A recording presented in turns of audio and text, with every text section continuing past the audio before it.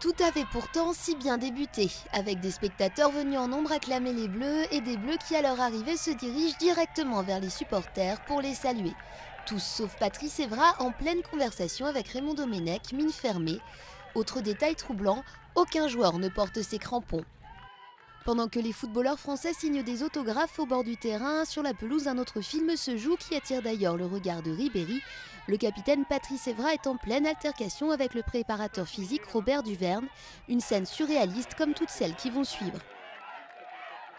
Evra réunit tous les joueurs et c'est le visage grave qu'il remet une lettre au responsable des médias médusés avant de rebrousser chemin tranquillement et toute l'équipe de France remonte dans le bus sans avoir tapé un seul ballon.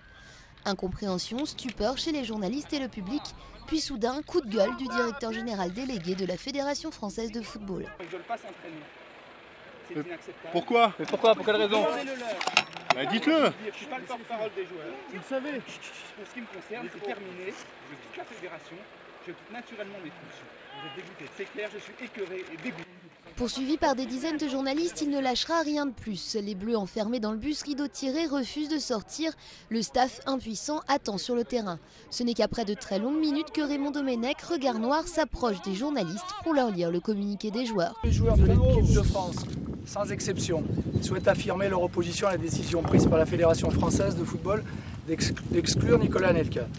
Si nous regrettons l'incident qui s'est produit à la mi-temps du match France-Mexique, nous regrettons plus encore la divulgation d'un événement qui n'appartient qu'à notre groupe et qui reste inhérent à la vie d'une équipe de haut niveau. L'ensemble des joueurs a décidé de ne pas participer à la séance d'entraînement programmée aujourd'hui. Une mutinerie incompréhensible pour leurs supporters à 2 jours d'un match où les Bleus sont condamnés à l'exploit s'ils ne veulent pas être éliminés dès le premier tour de ce mondial.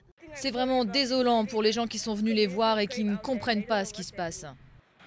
Le public n'aura droit à aucune explication, les Bleus repartent dans leur tour d'argent sans un mot, réussissant ainsi à aggraver encore l'image désastreuse qu'ils renvoient depuis quelques semaines.